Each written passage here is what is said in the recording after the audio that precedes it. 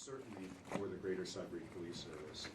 That said, these are complex, complicated investigations, and our commitment to solving them is unwavering.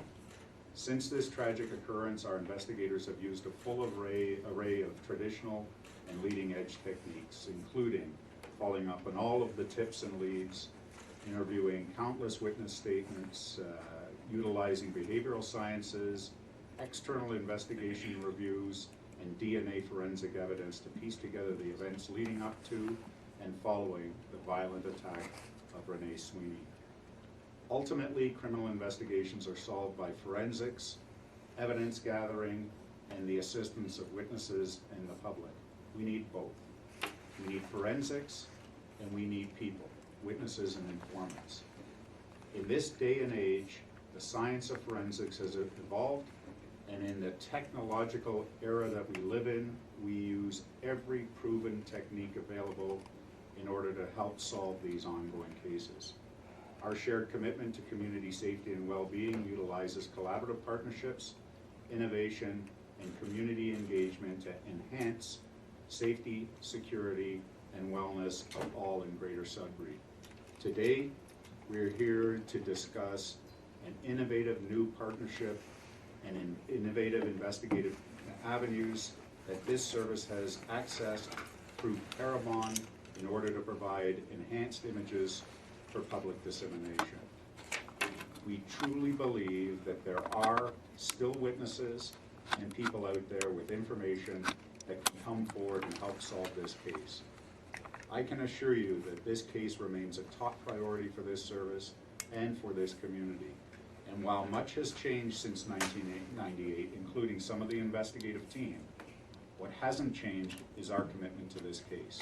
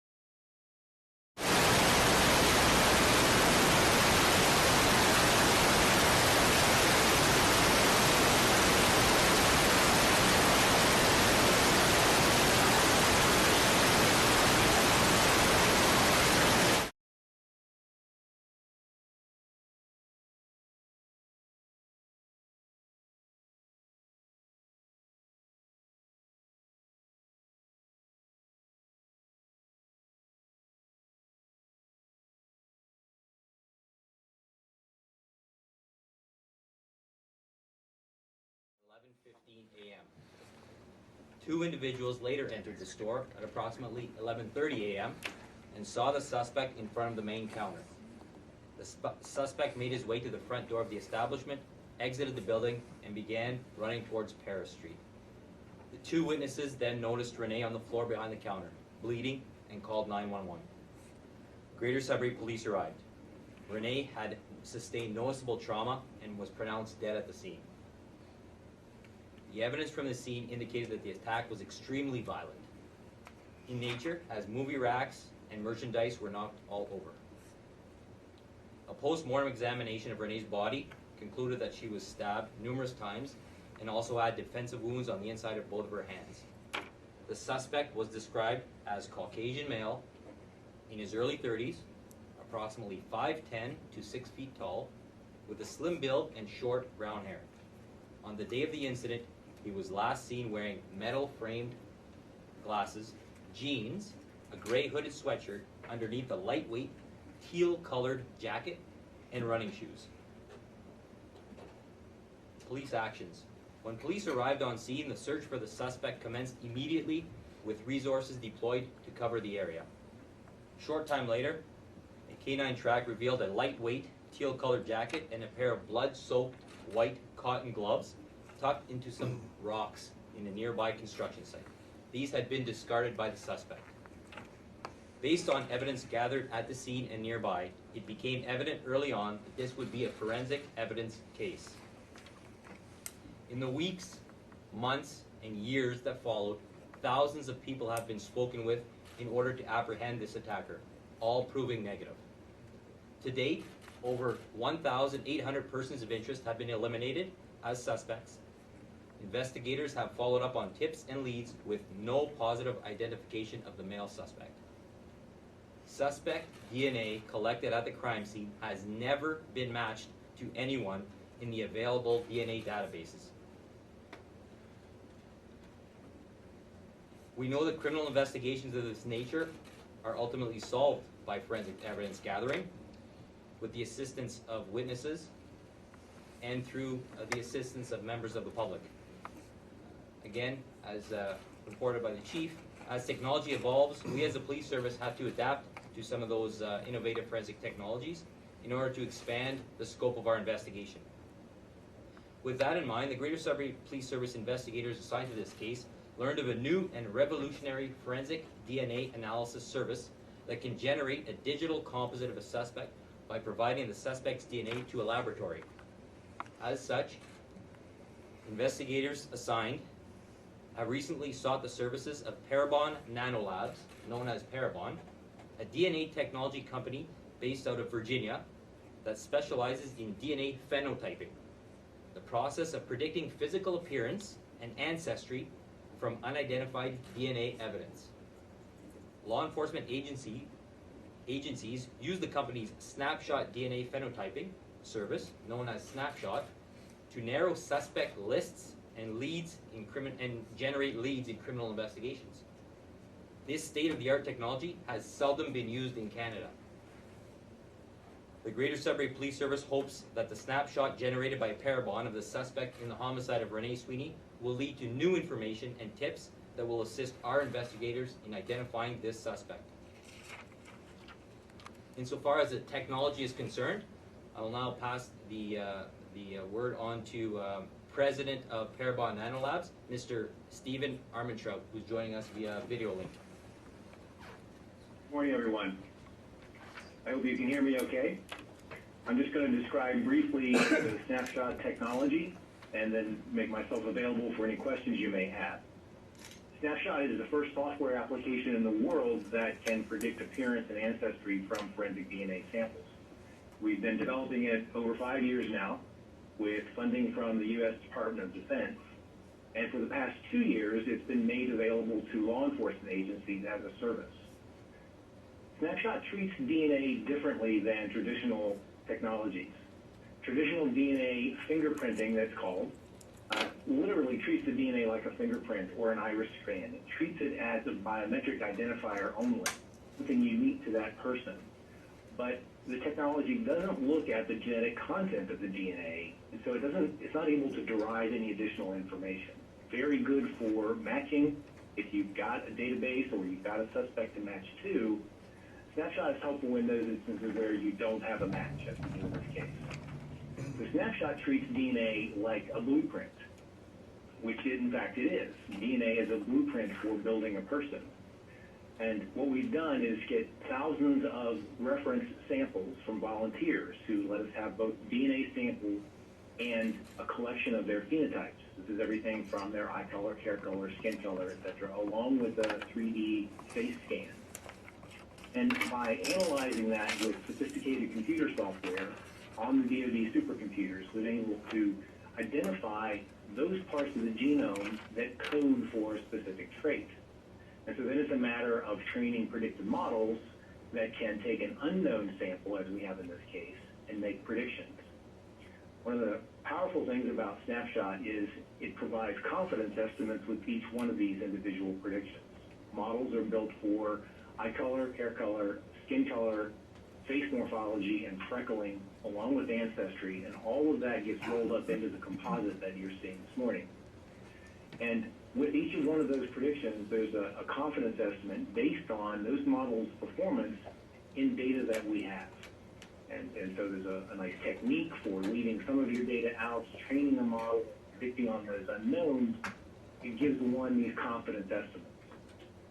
And now, by using that information, police can then narrow suspect lists using straight probabilities. They can look at a particular person of interest and begin to say, well, the skin color is inconsistent and the ancestry is inconsistent. Therefore, this person of interest is probably low on my list. And conversely, they can find individuals that are consistent with all the different phenotype predictions and move them higher on the list. So in the end of the day, Snapshot is an investigative tool to allow police to operate more efficiently. I want to emphasize that the composites we produce are not photo IDs. This is for a variety of reasons, some of which should be obvious. Appearance is greatly affected by things like hairstyle, by lifestyle, by weight, by age, and none of these factors are encoded in DNA, so therefore the composite is absent that detail. In this particular instance, our forensic artist was asked to apply glasses because that was evidence from eyewitnesses. But absent that, we are only able to produce composites that have a default age of 25 and a default BMI, body mass index, of 22. And then it's with additional information, perhaps from an eyewitness, that we might make adjustments to those things. So the value of the composite is a summary of all of these predictions, hopefully to help narrow suspect lists or perhaps jog someone's memory in the case that maybe they saw something during the day of the crime. So with that, I'm glad to answer any particular questions about the technology. Questions about the case, I would refer you to the Sudbury Police. Nick Leard here with Rogers Radio. How have you seen this technology work in other cases in the past that you've applied it on? Most often, the biggest value is in redirecting cases. We've seen lots of instances where cases for years, where DNA was present, but absent technology, we saw investigations going down the wrong path. There was a case of ours featured in the summer July issue of National Geographic, where police in Louisiana for 6 years had been looking for a Hispanic male. And that was because the female victim had intense phone traffic with that community prior to her death. And when we did the DNA analysis, it redirected the case entirely. It showed that the perpetrator was in fact European with blue eyes. So we see that kind of thing often. We've also had instances recently of cases that have fully resolved in the courts where Snapshot was able to help police very efficiently go back to a suspect that they had overlooked. He was sort of hidden in plain sight. And the reason is very subtle, but DNA, familial DNA analysis suggested that the perpetrator was related to a brother of the victim, but not in a way that was identifiable. They couldn't say any more than that. And so YSTR analysis, accurate though it was, suggested that, okay, the perpetrators couldn't be on the father's line of this boyfriend of the victim. But in fact, the perpetrator was the brother, but a half-brother, and something that the YSTR analysis would steer them away from. But the phenotyping analysis said, no, this person is half European, half Latino, and the appearance of the composite was very similar and consistent with this person that they had sort of ruled out logically because of the YSTR analysis. They were able to go back and re-examine that person of interest and ultimately get a DNA sample from him. He's now serving 2 consecutive life sentences for that. We can use it in a variety of ways to really just help narrow the investigation and make the investigation more efficient. Quick question, Carrie Chancellor from CTV News. Has this technology been used enough in Canada, and is it considered active enough in Canada to stand up in court in Canada?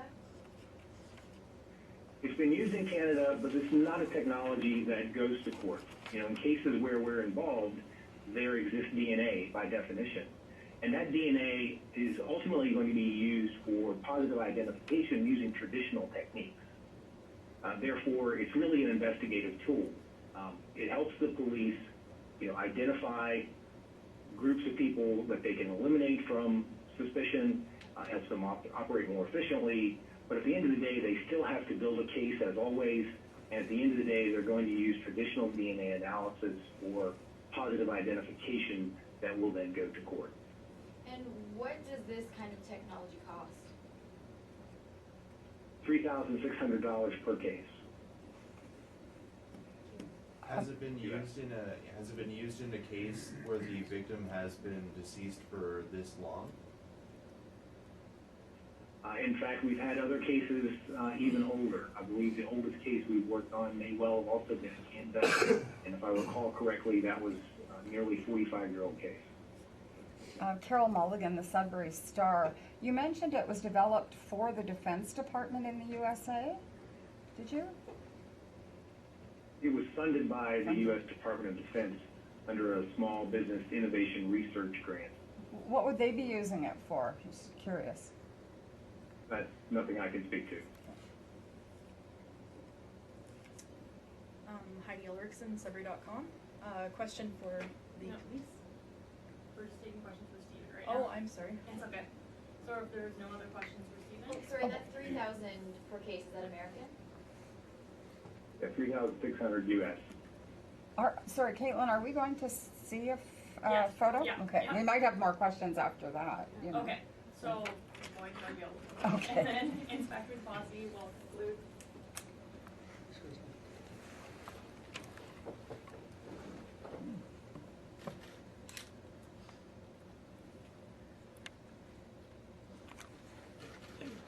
So here we have a composite sketch that was created by Parabon.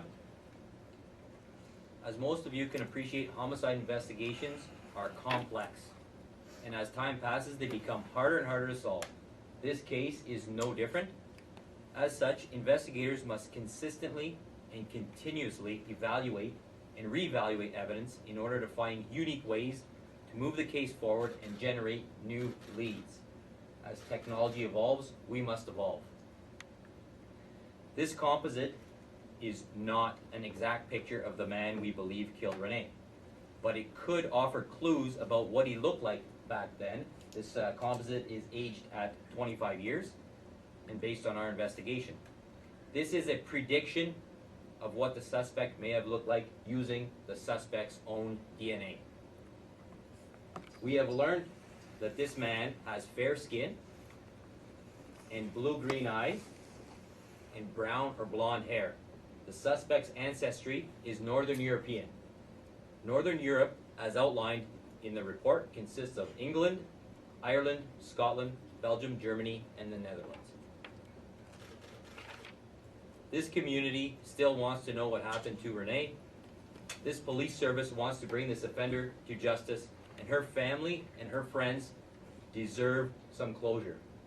We will stop at nothing to solve this case, and our hope is that this composite photo of the suspect will jog someone's memory and will break the case and be the tip that we are looking for.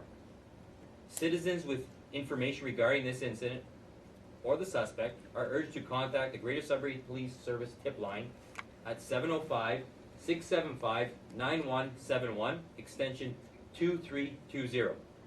Members of the public can also provide information anonymously through Rainbow Crime Stoppers at 705-222-TIPS or 8477.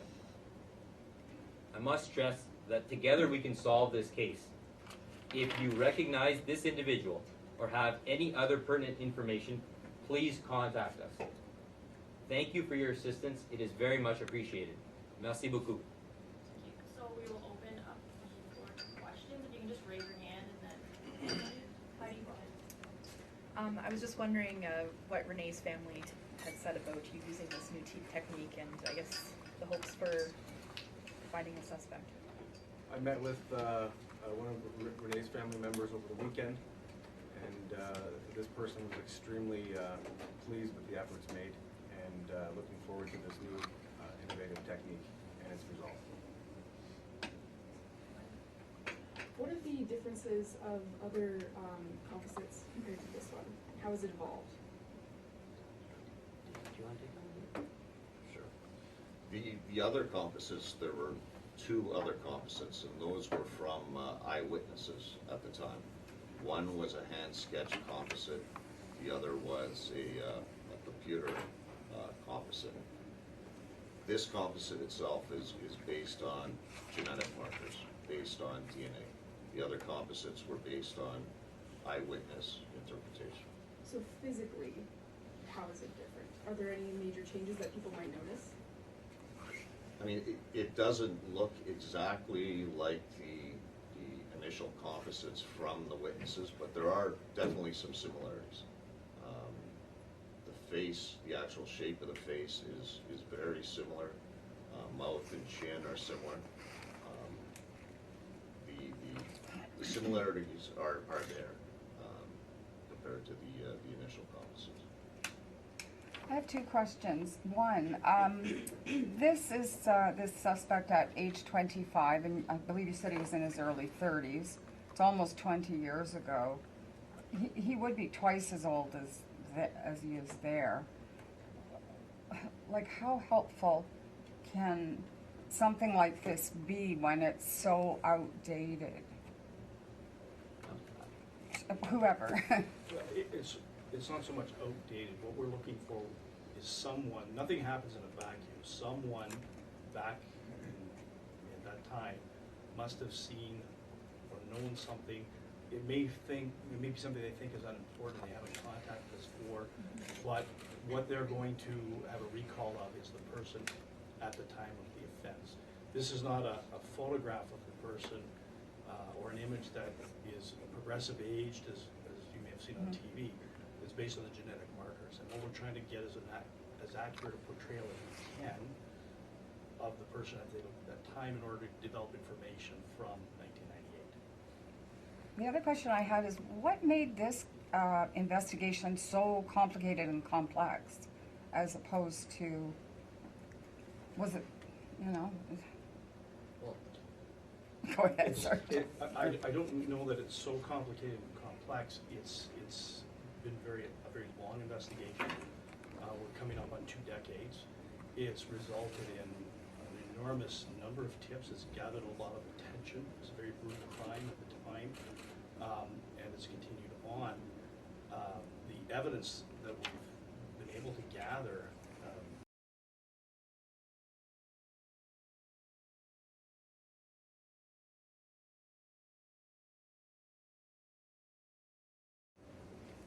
astounding. We just haven't got the suspect to match to the evidence. If we can get the name of the person who committed the crime, we will be able to match them to the crime. The complexity comes from the amount of time that has gone by and the lack of the name of the person who committed the crime.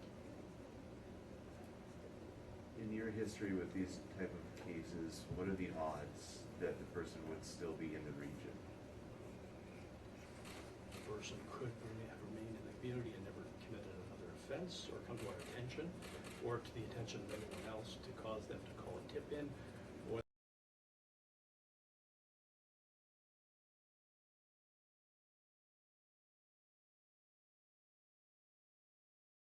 they may have committed this brutal offense and moved somewhere else.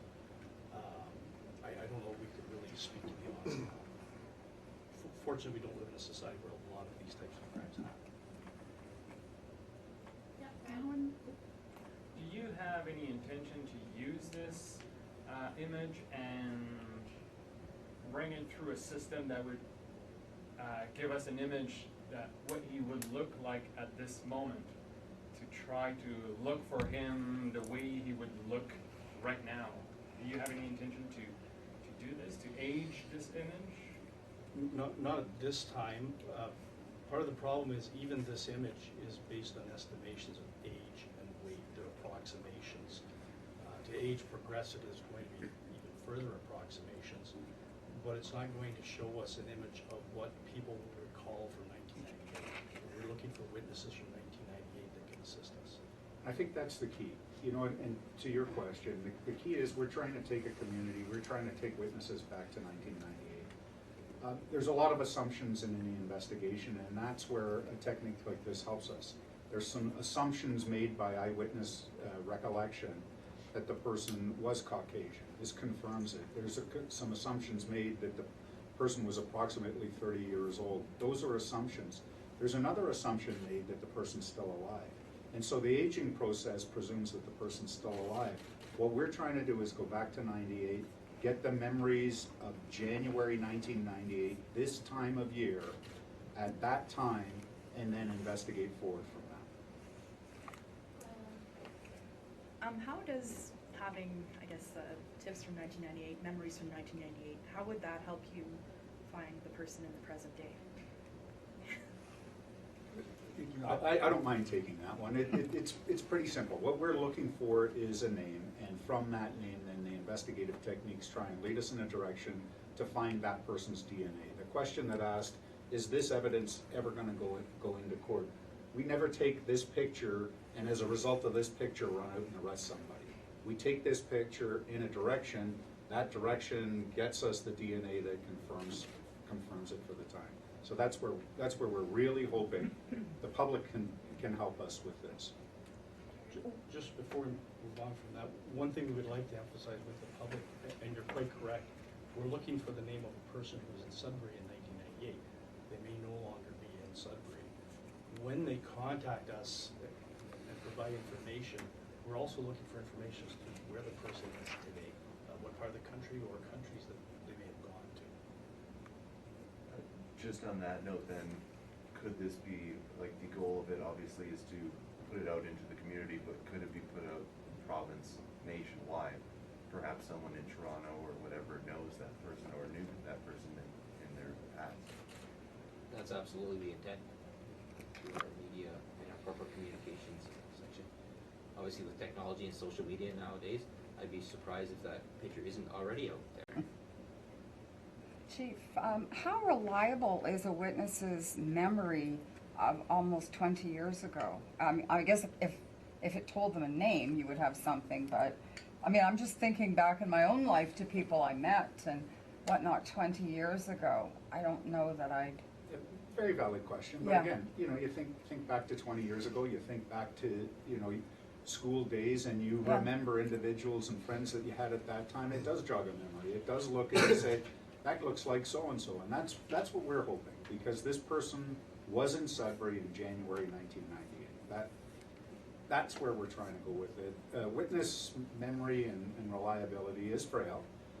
Hence, you know, the initial composites were based on witness recall.